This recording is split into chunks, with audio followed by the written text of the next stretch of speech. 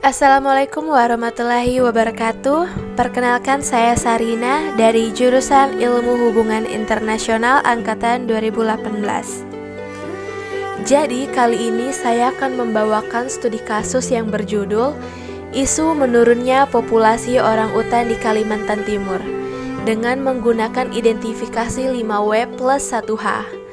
Jadi identifikasi yang pertama adalah what.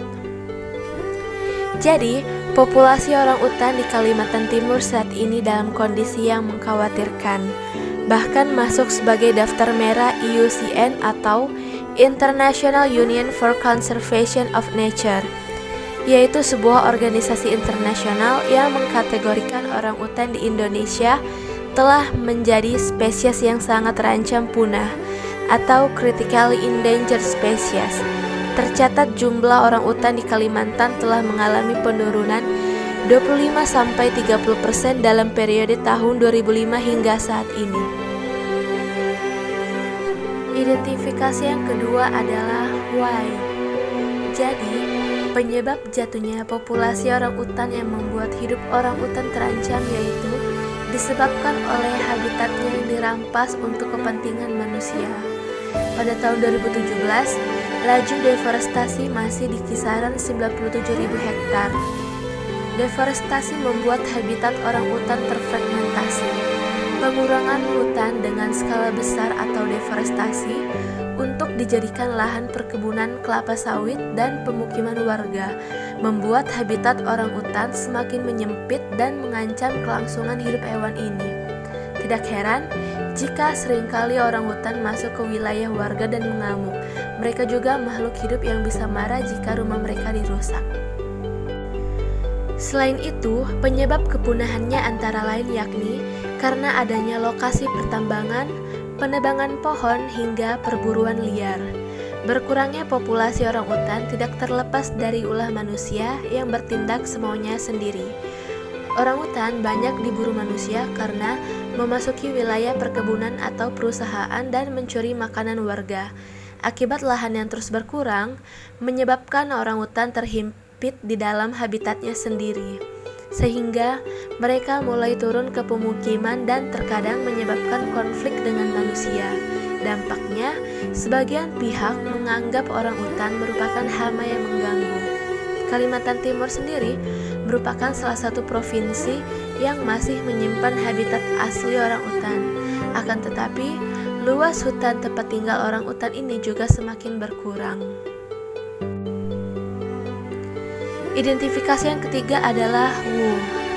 Jadi, korban yang terdampak dari isu ini adalah orangutan. Tetapi, aktor dari pelaku yang menjadi salah satu penyebab dari turunnya populasi orangutan adalah manusia. Kemudian, identifikasi yang keempat adalah when. Jadi, memasuki tahun 2019, populasi orangutan di Pulau Kalimantan semakin berkurang.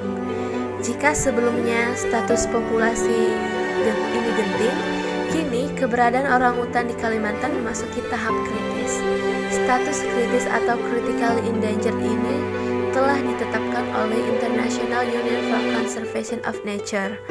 Akibat kehilangan habitat dan perburuan liar, maka populasi orangutan menurun drastis hingga 50% selama 20 tahun terakhir. Lalu, identifikasi yang kelima adalah where. Program reintroduksi orangutan yaitu Semboja Lestari adalah program reintroduksi orangutan pertama yang didirikan oleh Borneo Orangutan Survival Foundation pada tahun 1997.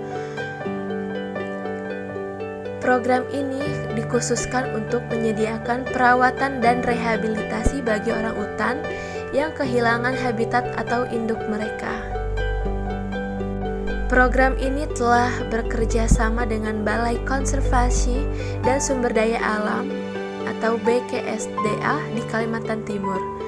Unit Teknis Khusus Departemen Kehutanan Republik Indonesia.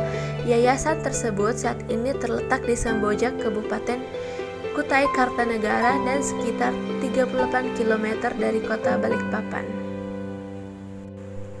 Kemudian identifikasi yang terakhir adalah how.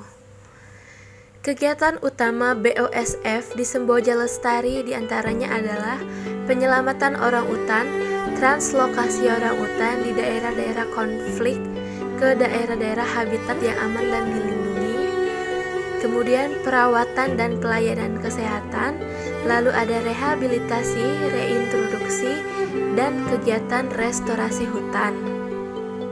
Tujuan dari program ini adalah untuk mengembalikan hutan hujan dan memberikan tempat yang aman bagi orang hutan yang direhabilitasi, sementara pada saat yang sama menyediakan sumber pendapatan bagi masyarakat lokal. Beberapa program yang telah dijalankan dari Yayasan BOSF atau Borneo Orangutan Survival Foundation yaitu translokasi orang utan. Tujuan dari program ini untuk orang utan yang telah terusir dari habitat alami mereka akibat kegiatan pembangunan manusia yang menyebabkan hilangnya habitat mereka yang luas, sehingga mereka terpaksa menjelajah jauh untuk mencari makanan. Seringkali mereka masuk ke perkebunan kelapa sawit atau kebun warga karena mereka tidak memiliki alternatif lain. Yayasan ini telah berhasil menyelamatkan orang utan dari situasi seperti ini. Dan apabila mereka sudah sehat, maka tugas selanjutnya dari yayasan ini yaitu untuk segera dapat melepaskan orang utan ke daerah-daerah yang merupakan habitat alami yang aman. Praktek ini umumnya dikenalkan sebagai translokasi. Dalam situasi di mana orang utan telah menderita cedera atau sakit, maka dari itu, yayasan ini menyediakan perawatan kesehatan yang didedikasikan untuk memastikan pemulihan mereka untuk translokasi di masa depan atau reintroduksi nantinya. Lalu, program selanjutnya adalah rehabilitasi dan reintroduksi orang utan.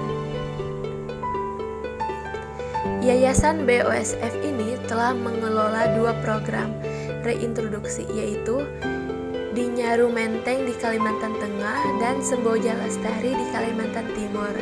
Kedua program ini fokus pada kegiatan rehabilitasi dan reintroduksi, sejalan dengan kebijakan nasional serta pedoman dan kriteria internasional IUCN. Ketika bayi orang utan dipisahkan dari ibunya, mereka kehilangan seluruh waktu pembelajaran sejak dini. Oleh karena itu, tujuan rehabilitasi ini adalah untuk membekali orang utan yang kehilangan induknya dengan keterampilan yang mereka butuhkan untuk bertahan hidup setelah mereka cukup umur untuk dilepas liarkan kembali ke hutan. Sekian dari pemaparan isu yang telah saya bawakan. Mohon maaf apabila ada kesalahan atas dari penjelasan saya.